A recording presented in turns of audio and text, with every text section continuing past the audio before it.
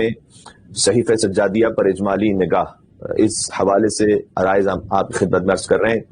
اور کل عرض کیا تھا کہ امام علی بن الحسین علیہ السلام سے 3 معروف متون ہم تک پہنچے ہیں۔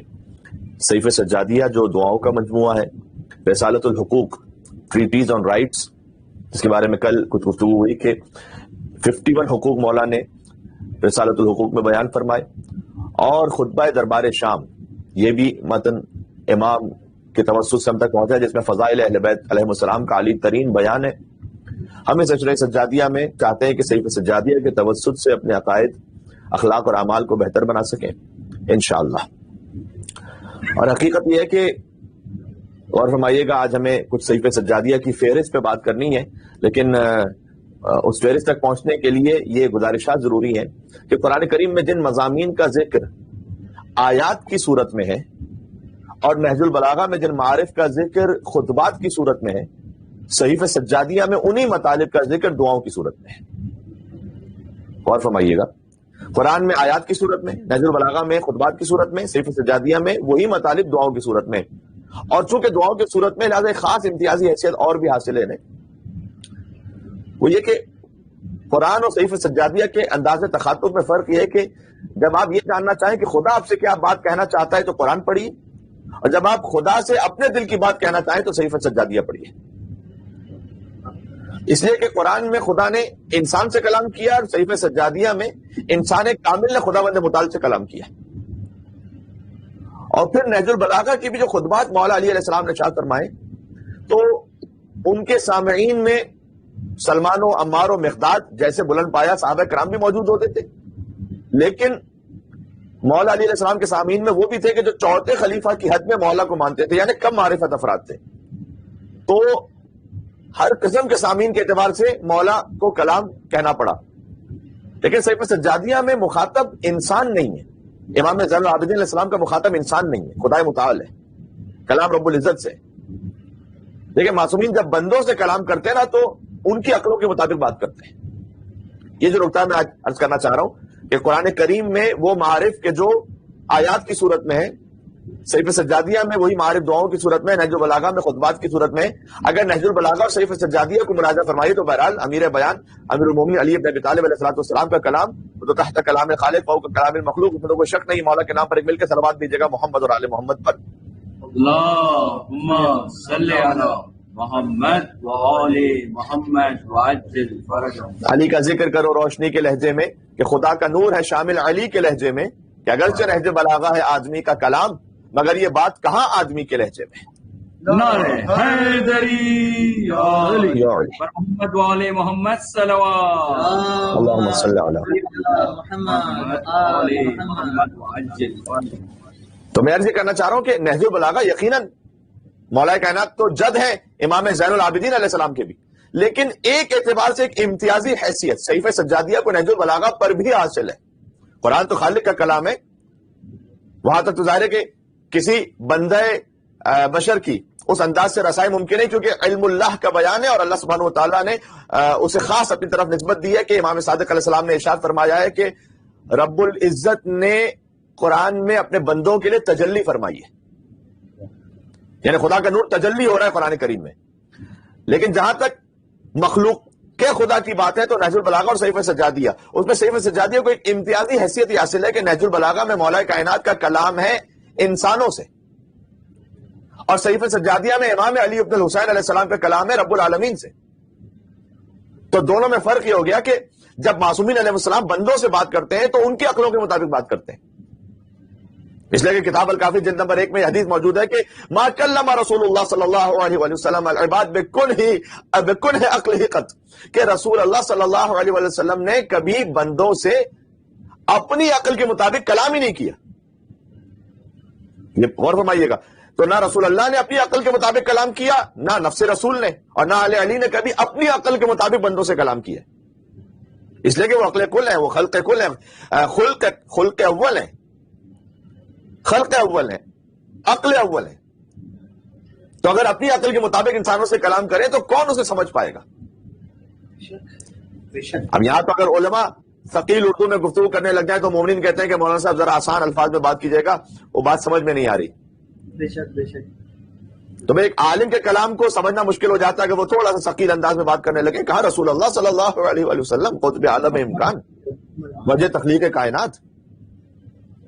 تو ایک مشہور واقعہ ہے کہ جب ایک صاحب پہنچے، انہوں نے قربانی کے لیے کوئی جانور لیا تھا اور مولانا صاحب کے پاس پہنچے کہ مولانا صاحب یہ عید الاضحیٰ آنے والی ہے تو آپ قربانی کے لیے کچھ شرائط جو ہیں وہ بتا دیجیے. تو مولانا نے جواب دیا کہ اگر قطع اوداج اربعہ ہو جائے تو محکوم بحلیت و الا محکوم بحرمت.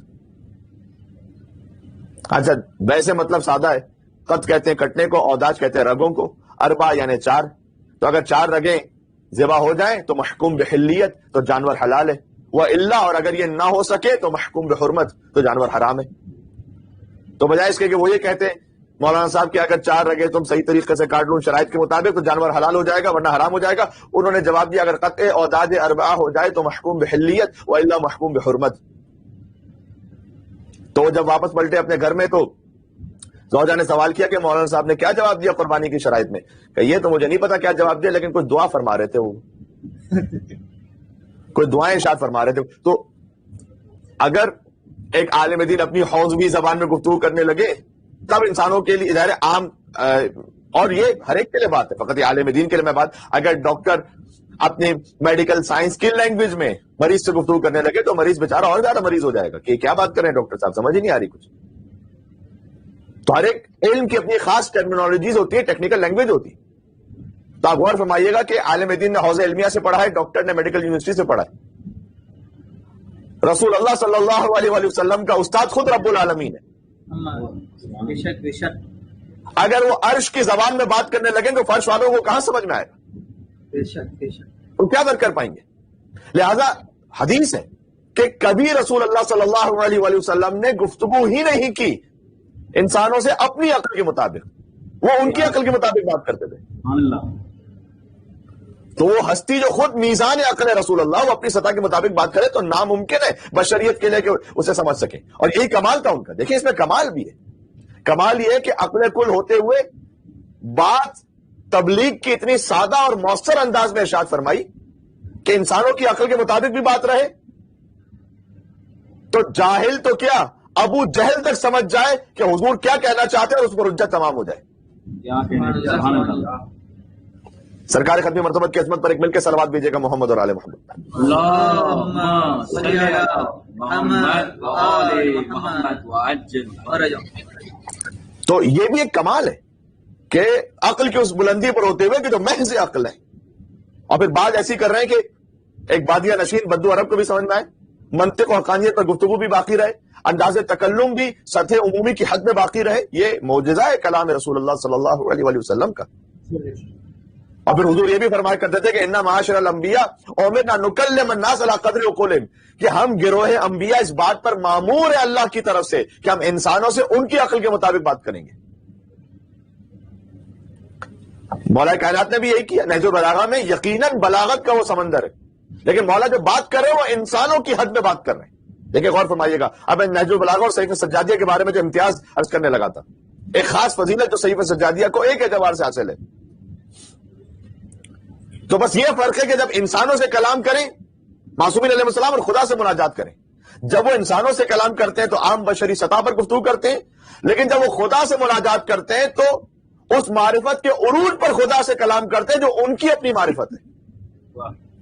سبحان اللہ. تو انسانوں سے بات کرنے میں ملاحظہ کرنا پڑتا ہے کہ سامنے بچہ ہے، بوڑھا ہے، جوان ہے، مرد ہے، عورت ہے، کتنی قابلیت رکھتا ہے، تعلیمی پس منظر کیا ہے، کس قبیلے سے، کس قوم سے، کس کانٹیکس میں آ کے بات کر رہا ہے.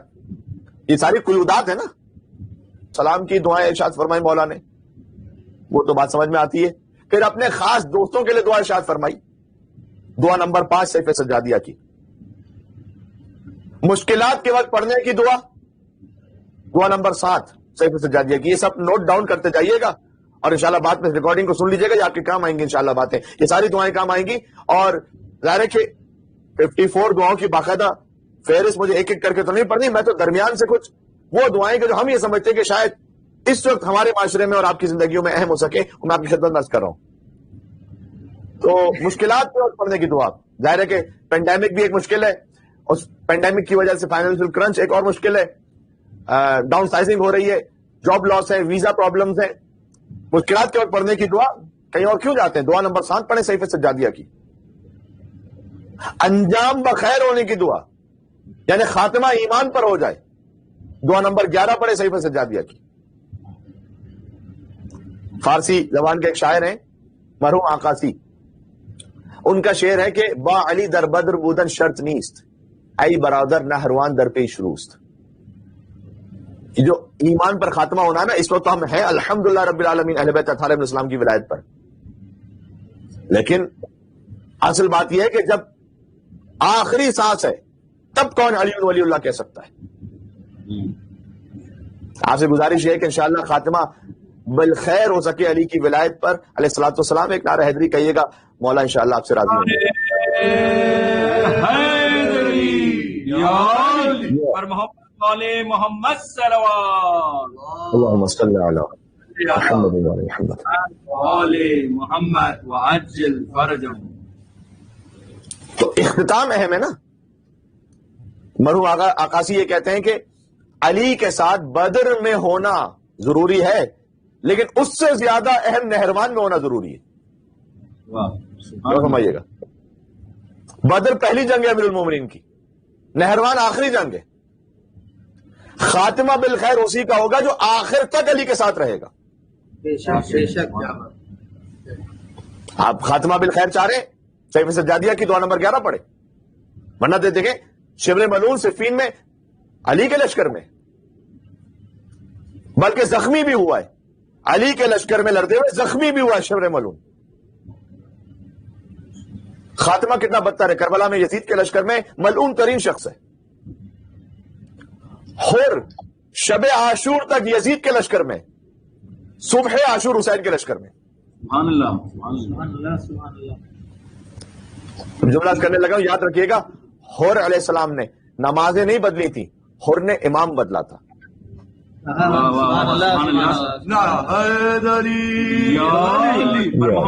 محمد صلوات اللہم صلی علی محمد وعلی محمد۔ محمد وعجل فرجهم۔ فقط نمازوں سے بخشش ہو جاتی تو حر کو امام بدلنے کی ضرورت پیش نہ آتی۔ کیا کہنے ہیں، سبحان اللہ۔ میں نماز تو پڑھ رہا تھا، نماز، اب میں کیا عرض کروں آپ سے، تاریخوں میں جا کر دیکھیے گا، بات کرتے ہوئے شرم آتی ہے۔ یزید کے لشکر کا امام جماعت تھا ہمارے ساتھ، مؤذن تھا شمر ملعون، مکبر تھا شبس بن ربیع۔ قتل امام حسین علیہ السلام کی خوشی میں نعوذ باللہ من ذالک بنی امیہ نے 10 مسجدیں کوفہ میں بنائی، خون امام حسین کی خوشی میں، جیسے ہم سیلیبریٹ کرتے ہیں، ھذا یوم تبرکت بہ بنو امیہ وابن عاقلۃ الاقباط۔ یہ وہ دن ہے کہ جس دن بنی امیہ نے خوشی منائی، بابرکت قرار دیا، اور کلیجہ چبانے والے کی اولادوں نے۔ زیارت عاشورہ میں ہے یا نہیں ہے؟ تو فقط نمازوں سے بخشش ہو جاتی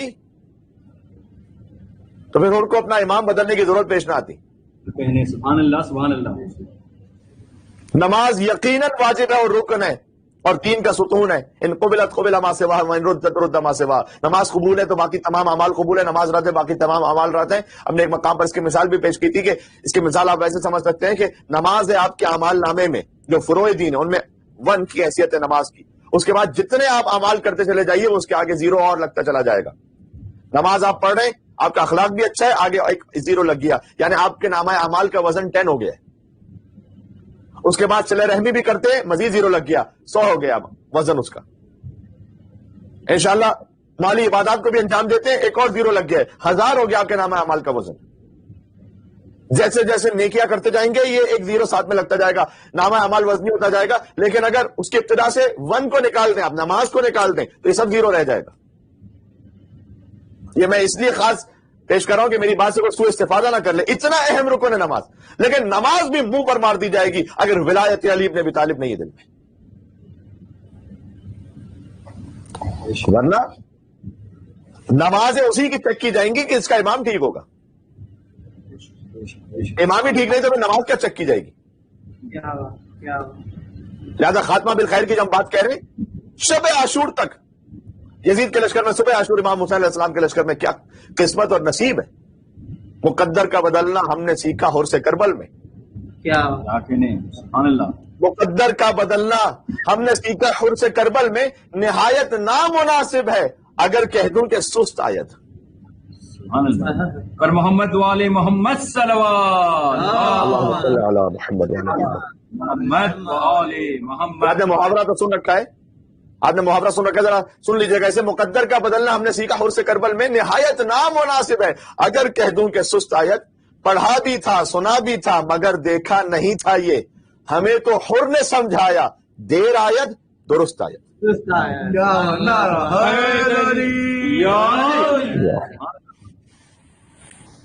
دیر آیت صحیح ہے. تو اب اگر چاہتے ہیں کہ سورہ آل عمران کی آیت نمبر 102 پر عمل کریں, یا ایھا الذین آمنوا اتقوا اللہ حق تقاته ولا تموتن الا وانتم مسلمون, ہم تو پہلے کہہ چکے ہیں کہ صحیفہ سجادیہ کی ساری دعاؤں کے جو آپ کو روٹس ہیں وہ آیات قرآنی میں ملیں گے. اس آیت میں سورہ آل عمران آیت نمبر 102 میں اللہ عز و جل نے فرمایا کہ اے ایمان والو اللہ کا تقوی اختیار کرو ویسا کہ جیسے تقوی اختیار کرنے کا حق ہے, ولا تموتن الا وانتم مسلمون, خبردار نہ مرنا مگر یہ کہ حالت اسلام پر. مرنا اہم ہے حالت اسلام پر. اب ایک بالکل الگ موضوع ہے کم سے کم 3-4 مجالس کا کہ خاتمہ بالخیر, اس کے لیے اعمال باقاعدہ کون سے انجام دیے جائیں, کن گناہوں سے بالخصوص پرہیز کیا جائے, جن میں سے ایک یہ کہ وہی آمدن کوئی تارک الصلاۃ ہو جائے, نعوذ باللہ من ذالک. نماز کو ضرور پڑھیے, اول وقت میں پڑھیے, یہ حسین کی فتح کا اعلان ہے. سید سجاد علیہ السلام کے پاس لوگ آ کر مدینہ میں پوچھتے تھے کہ آپ کے بابا کو فتح ہوئی یا نہیں ہوئی, اور امام کہتے تھے کہ ابھی اذان میں سن لینا کہ اشہد ان لا الہ الا اللہ و اشہد ان محمد رسول اللہ, آتا یا نہیں آتا. بنی امیہ والے بھی جو اس نام کو مٹانا چاہتے تھے کم سے کم ظاہر میں صحیح مجبور رہے کہ اذان سے نہ نکال سکے اشہد ان محمد رسول اللہ. یہ حسین کی فتح کا اعلان. لہذا اگر آمدن نعوذ باللہ من ذالک تارک الصلاۃ مستقل ہو جائے تو امکان خطرہ بہت بڑھ جاتا ہے کہ وقت آخر ایمان کا نور چلا جائے. اگر حقوق العباد کو غصب کیا ہے, یہ ایک الگ تفصیل سے موضوع ہے, میں نے فقط اشارہ کر دیا, لیکن ساتھ میں صحیفہ سجادیہ کی دعا نمبر 11 پڑھیں. اچھا ان میں سے بعض دعاؤں کو ہم ڈسکس بھی کریں گے جو میں فہرست آپ کے سامنے عرض کر رہا ہوں. آج تو خالی فقط ہیڈ لائن سنا رہا ہوں, لیکن انشاءاللہ کچھ نہ کچھ ڈسکس بھی کریں گے دعاؤں کو, ان کے متون کو. اچھا یہ جو دعا ہے خاتمہ بالخیر کی دعا نمبر 11, یہ صرف آدھے صفحے کی دعا ہے. یہ بعض لوگوں کے ذہن میں کانسیپٹ یہ آتا ہے کہ صحیفہ سجادیہ کی دعائیں تو بہت لمبی لمبی دعائیں ہوں گی. نہ کتنی دعا, آدھے صفحے کی دعا ہے یہ خاتمہ بالخیر کی. زیادہ طولانی بھی نہیں ہے, چند جملے سنا دیتا ہوں میں مجلس میں تبرک کے لیے. اور اچھی بات ہے کہ ان سلسلہ مجالس میں جو صحیفہ سجادیہ کی پہلی دعا ہم اس کے متن میں ڈسکس کریں وہ خاتمہ بالخیر کی ہو, یہ بہت مناسب ہے. اور اس صدقے میں انشاءاللہ ہم سب کا اختتام خیر پر ہو.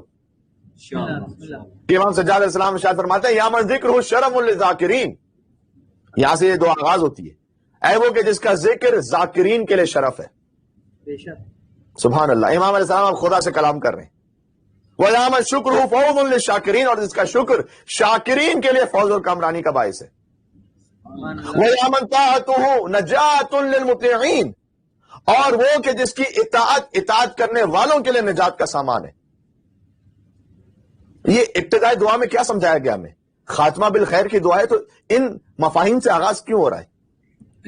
جتنا ہم سمجھ پائے وہ یہ ہے کہ امام علیہ السلام یہ بتلانا چاہتے ہیں کہ دیکھو یہ جو ذکر اور شکر اور اطاعت کی توفیق تمہیں ملی ہوئی ہے نا, یہ ذکر شرف ہے ذاکرین کے لیے, یہ اطاعت نجات دہندہ ہے مطیعین کے لیے, یہ شکر کامیابی کی ضمانت ہے شاکرین کے لیے. یعنی یہ جو تم ذکر و شکر و اطاعت کر رہے ہو اس سے اس کی کبریائی میں کوئی اضافہ نہیں ہونے والا, یہ سب ہمارے کمال کے سبب ہے. لہذا خاتمہ بالخیر ہونا بھی اللہ سبحانہ و تعالیٰ کو کوئی ووٹ نہیں ہے کہ ایک مومن مثلا جب مر گیا اور حالت ایمان پر گیا تو اللہ کے ووٹ میں کوئی اضافہ ہو جائے گا. یہ اس کی حاجت نہیں ہے, خاتمہ بالخیر ہونا ہماری ضرورت ہے. امام نے ان جملوں سے یہ سمجھایا ہے.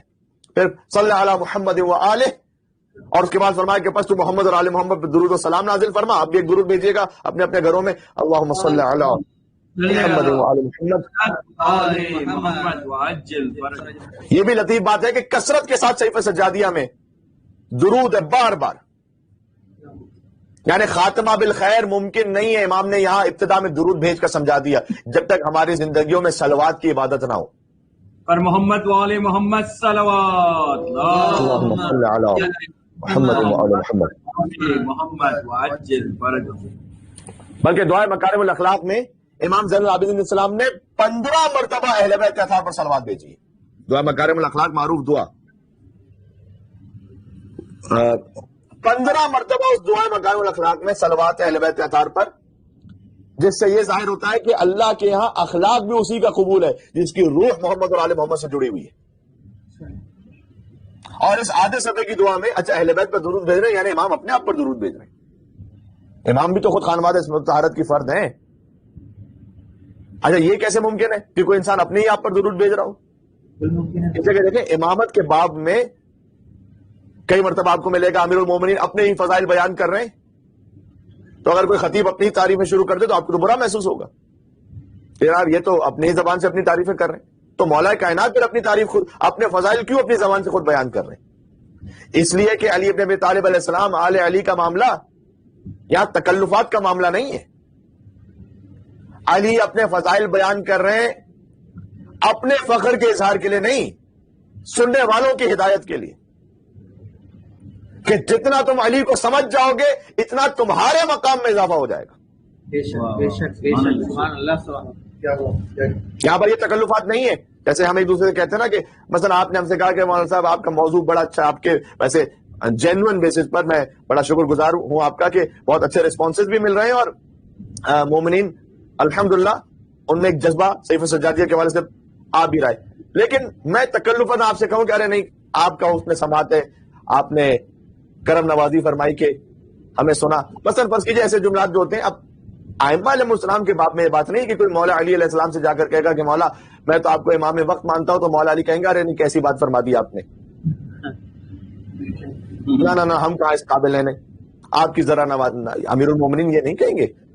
اس لیے کہ یہاں ہے اللہ کی سبحانہ و تعالیٰ کی جانب سے ہدایت کا معاملہ ہے. یہاں پر بے شک بات ہو رہی. لہذا خود امام زین العابدین علیہ السلام بھی اپنے آپ پر ہی درود بھیج رہے ہیں، چاہے اپنے آپ پر درود ہے، سمجھا رہے اس سے کہ دیکھو تمہاری روح میں پاکیزگی آ نہیں سکتی جب تک تم محمد اور ساتھ میں آل محمد پر درود نہیں بھیجو گے. اللهم صل على محمد وعلى محمد وعجل فرجهم. لہٰذا میں نے کیا کہ آدھے صفحے کی دعائیں خاتمہ بالخیر کی امام نے 2 مرتبہ اس میں خانواد اس میں طہارت پر درود بھیجا، ایک آغاز میں اور ایک اختتام پر. آغاز میں جو ہم نے ابھی بیان کیا صلی علی محمد وعلہ، اور پھر امام نے آگے فرمایا کہ وَاجْعَلْ قُلُوبَنَا بِالذِّكْرِ عَنْ كُلِّ ذِكْرٍ. سبحان اللہ. امام نے فرمایا کہ پروردگار ہمارے قلوب کو تیری یاد سے ایسے معمور کر دے کہ دنیا داری کی ہر یاد سے میں بے نیاز ہو جاؤں. اب میں درمیان سے پڑھ رہا ہوں، ظاہر ہے کہ کچھ ہوم ورک آپ نے بھی کرنا ہے اور خود دعاؤں کو تفصیل کے ساتھ پڑھنا ہے.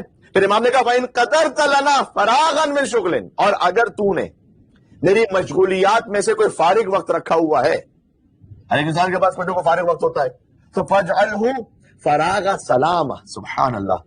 وہ فارغ وقت جو ہے نا سلامتی کے ساتھ ہو. یہ خاتمہ بالخیر کے لیے کیوں اہم ہے بھی گزارش کرتا ہوں. وَلَا تَلْحَقُنَا فِيهِ سَأْمَا، اور فارغ وقت کے نتیجے میں کوئی گناہ میرے دامن گیر نہ ہو جائے. میں نے عرض کیا تھا کہ صحیفہ سجادیہ کی فقط دعائیں نہیں ہے، تربیت کا پورا کورس ہے یہ. امام سمجھانا چاہ رہے ہیں کہ دیکھ سب سے زیادہ فارغ اوقات میں الرٹ رہنا اور بچوں سے بھی ہوشیار رہنا. ماں باپ اپنے گیجٹس میں ہوتے ہیں، بچوں کے لیے الگ گیجٹس ہوتا ہے، اس کے بعد پتہ ہی نہیں ہوتا کہ بچے کیا کریں. ماں باپ بچوں کا کیا، ماں باپ جب ایک یوٹیوب پر اور نیٹ فلکس پر کوئی ریکمنڈیشن آیا تو ایک کے بعد ایک ایونچولی ہم کسی ایسی ویڈیو پر اختتام کرتے ہیں کہ جو نامناسب ہوتی ہے. یہ فارغ وقت میں ہی کام ہو رہا ہوتا ہے نا، کرنے کو کچھ نہیں ہے، چلو یوٹیوب سرفنگ کرتے ہیں.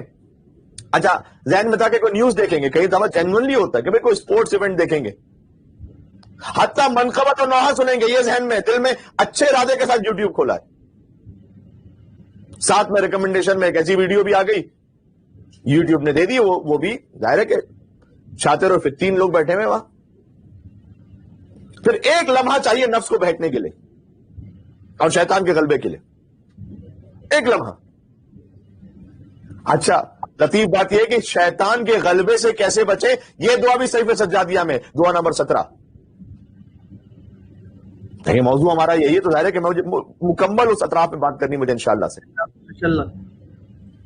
بہت سے جوان کہتے ہیں کہ مولانا ہم لاکھ ارادہ کر لیں کہ گناہ نہ ہو، لیکن جب مورد گناہ سامنے آتا تو کنٹرول ہی نہیں ہو پاتا.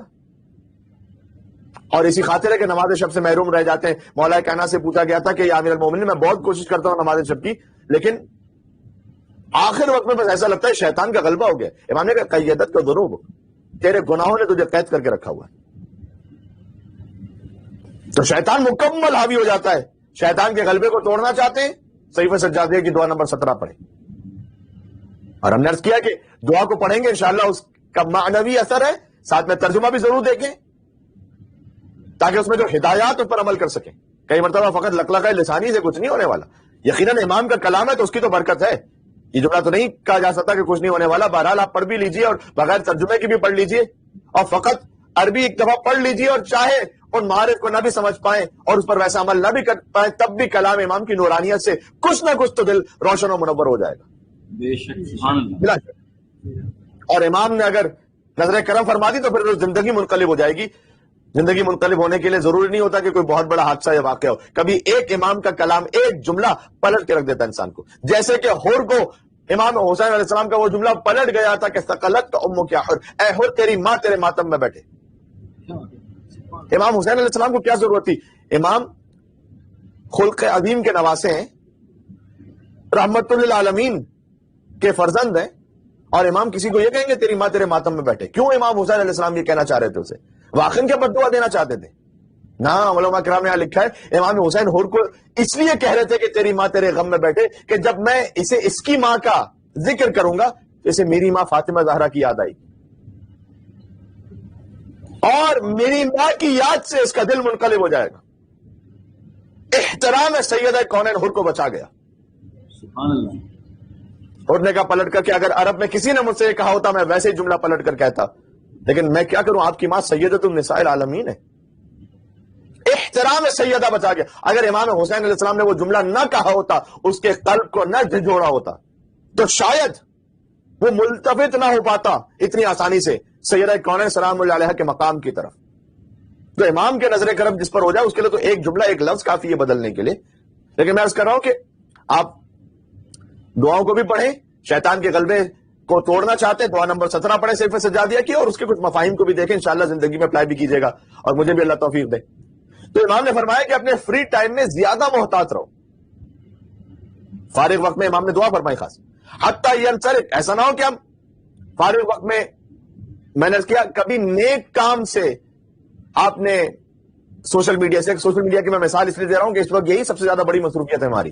فارغ وقت میں کیا 24/7 یہی مصروفیت ہے.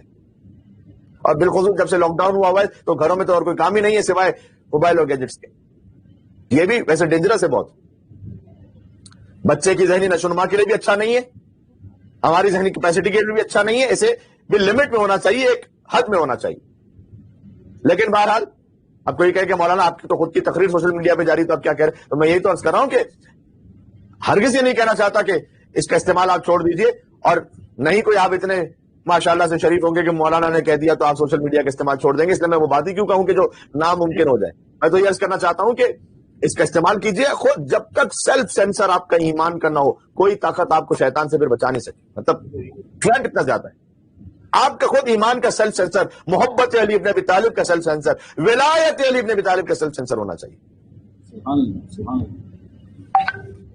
کبھی نیک نیت سے انسان نوحہ دیکھنے کے لیے، مجلس دیکھنے کے لیے، وہی ساتھ میں دوسری ویڈیوز بھی وہاں موجود ہیں. اب ایک لمحہ شیطان نے ذرا سا بہکایا، وہاں پر کلک کیا، وہاں سے کسی اور ویڈیو پہ گئے، وہاں سے کوئی ایڈ ایسی آ گئی، اور جناب نمازی بخشوانے گئے تھے، روزے بھی گلے پڑ گئے. یہ شیطان کا کام اتنا خطرناک ہے. تو امام السلام نے کہا فارغ وقت میں فری ٹائم میں ذرا ہوشیار رہو. حتی ینصرف عنا کتاب السیئات بصحیفۃ خالیہ من ذکر سیئاتنا. سبحان اللہ، میں قربان ہو جاؤں امام علیہ السلام کے اس کلام پر. امام نے فرمایا کہ یہاں تک کہ برائیوں کو جو لکھنے والے فرشتے ہیں، اے پروردگار جب واپس پلٹے تو نامہ اعمال برائیوں سے خالی ہو، وہ ایسے واپس پلٹے. اور جب نیکیوں کو لکھنے والے فرشتے واپس پلٹیں تو اتنے خوش ہو جائیں، مسرور اور شادمان ہو کر واپس پلٹیں. میں نے کیا کہ میں درمیان سے جملے پڑھ رہا ہوں. وَجَلْ خِتَامَ مَا تُحْصِي عَلَيْنَا كَتَبَتُ أَعْمَالِنَا تَوْبَةً مَقْبُولَةً. فرمایا کہ ہمارے اعمال میں آخری مقبول عمل خاتمہ بالخیر کی دعا یہ امام زین العابدین علیہ السلام اس دعا میں فرما رہے ہیں ہمارے اعمال میں آخری مقبول عمل تو توبہ کو قرار دے دے. ذرا غور کیجیے گا اگر کسی کا آخری قبول شدہ عمل توبہ ہو تو خاتمہ بالخیر ہوگا یا نہیں ہوگا؟ بے شک. کتنی خوبصورت دعا ایک لفظ میں. اچھا اس سے خود توبہ کی اہمیت امام نے سمجھائی کہ دیکھو اگر بہرحال انسان ہے اگر نفس نے سرکشی کر بھی لی ہے پلٹو دوبارہ خدا کی طرف کوشش کرو تمہارے نامہ اعمال میں موت تک کا کیوں انتظار کریں. میں تو کہتا ہوں کہ ہر دن کے اختتام پر آخری مقبول عمل توبہ ہونا چاہیے. پروردگار معاف فرما دے اور بے برکت صلوات محمد و آل محمد انشاءاللہ اللہ گناہوں کو معاف فرمائے. ایک مل کے اور صلوات بھیج دے محمد اور آل محمد پر. پر محمد و آل محمد بلند تر صلوات. اللہم صلی علی محمد و آل محمد. اچھا سوشل میڈیا کی ظاہر ہے کہ مجلس کا ایک جو مزاج ہوتا ہے اس میں ساتھ میں ہمارے سامنے یہاں پر کمنٹس بھی لکھے ہوئے آ رہے ہوتے ہیں تو نا خدا کا خود بخود نگاہ کبھی کبھی چلی جاتی ہے. تو اس میں ایک مومن یا مومنہ نے کہا ہے کہ مولانا صاحب صحیفہ سجادیہ میں وہ دعا کی جو اولاد سے متعلق ہے اس کا نمبر بھی بتائیے. تو میں ابھی بتاتا ہوں آپ کی خدمت میں. پہلے یہ متن ختم کر لوں میں کہ امام علیہ السلام نے فرمایا کہ پروردگار آخری میرا جو عمل ہے وہ قبول شدہ توبہ ہو اس کے بعد کوئی گناہ سرزد نہ ہو. دعاؤں کا ترجمہ پڑھ رہا ہوں وقت نہیں بچا کہ ایک ایک عربی کو آپ کے سامنے پیش کروں. پھر فرمایا کہ اور جو پردہ تو نے ہماری معصیتوں پر رکھا ہوا ہے لا تکشف عنا سترن سترتہ علی رؤوس الاشہاد کہ پروردگار جو تو نے آخری جو یعنی جو معصیتوں پر پردہ رکھا ہوا ہے اس کو کسی اور کے سامنے روبرو چاک نہ کر دینا. انک رحیم بما دعاک بے شک تو رحیم ہے بہت جو اس کے لیے کہ جب کوئی تجھے بلاتا ہے تو تو بہت مہربانی کرتا ہے. وہ مستجیب لمن ناداک اور جو تجھے پکارے تو اس کا جواب دیتا ہے. یہ تھی دعا نمبر 11. طلب حاجات کے لیے دعا پڑھنا چاہتے ہیں تو دعا نمبر 13 پڑھیے. مرض دور ہونے کے لیے کوئی دعا پڑھنا چاہتے ہیں دعا نمبر 15 پڑھیے. آج جس بچے کی شفا یابی کی نیت سے یہ مجلس عزا رکھی گئی ہے میں ان کی گرینڈ مدر سے گزارش کروں گا ان کا میسج ہم تک پہنچاتا کہ آپ صحیفہ سجادیہ کی دعا نمبر 15 پڑھیں. انشاءاللہ آپ کے پوتے جو نواسے ہیں فرات علی ان کی شفا یابی کے لیے. دعا مکارم الاخلاق دعا نمبر 20 اخلاق کو بہتر بنانے کی دعا. والدین کے حق میں دعائیں دعا نمبر 24 اور اولاد کے حق میں دعائیں دعا نمبر 25. میرے اس محترم بھائی یا بہن کا جواب آ گیا. دعا نمبر 25 ہے اولاد کے حق میں دعا. پھر اگر رزق تنگ ہو گیا ہے دعا نمبر 29 خاص طور پر ان حالات میں. پھر قرض ادا کرنا چاہتے ہیں دعا نمبر 30 پڑھیں. سبحان اللہ میں کہیں کیا کوئی اور جانے کی ضرورت رہ جاتی ہے. پھر ملاحظہ تو فرمائیے آپ کتنا کمپلیٹ پیکج دیا امام علیہ السلام نے. گناہوں کی رسوائی سے بچنا چاہتے ہیں دعا نمبر 34 پڑھیں. گناہ تو ہو چکے ہیں اب توبہ بھی کر رہے ہیں لیکن اللہ نہ کرے رسوا ہو جائے 34 نمبر کی دعا پڑھیں. کئی مرتبہ ایسا ہوتا ہے کبھی خاندان میں کبھی آفس میں کبھی کسی معاملے میں کہ کوئی غلطی ہو گئی ہے اب اتنے پریشان ہے کہ کہیں یہ بات لیک نہ ہو جائے اور خاندان میں منہ دکھانے کے قابل نہیں رہوں گا. دعا نمبر 34 پڑھیں صحیفہ سجادیہ کی. انشاءاللہ اللہ آپ کو آپ کی عزت کو محفوظ رکھے گا. پھر آخری دعا ہے دعا نمبر 54 رنج و غم دور کرنے کی دعا. اور دائرے کے درمیان میں بہت ساری معروف دعائیں صحیفہ سجادیہ کا حصہ ہے. وہ دعائیں ختم القرآن ہے صحیفہ سجادیہ میں. استقبال ماہ رمضان کی دعا ہے. وداع ماہ رمضان کی دعا ہے. عید قربان ہر جمعے کو پڑھی جانے والی دعا دعا نمبر 48. بالخصوص مڈل ایسٹرن ورلڈ میں کہ جہاں پر فرائیڈے ویکینڈ ہوتا ہے اور مومنین زیادہ دعا اور عبادات میں راغب ہوتے ہیں دعا نمبر 48 پڑھیں صحیفہ سجادیہ کی. ہر جمعے کو پڑھی جانے والی دعا. سبحان اللہ. حسین العابدین وہ زینت نماز کی. حسین العابدین وہ زینت نماز کی جس نے بتائی ہم کو فضیلت نماز کی. غم سے کہ جس نے ٹالی مصیبت نماز کی. دنیا کو جو بتا گیا عزت نماز کی. پر محمد منور دکھائی دے وہ جس کی بیڑیوں میں اقامت سنائی دے. صلوات اللہ محمد و آل محمد. اللہ محمد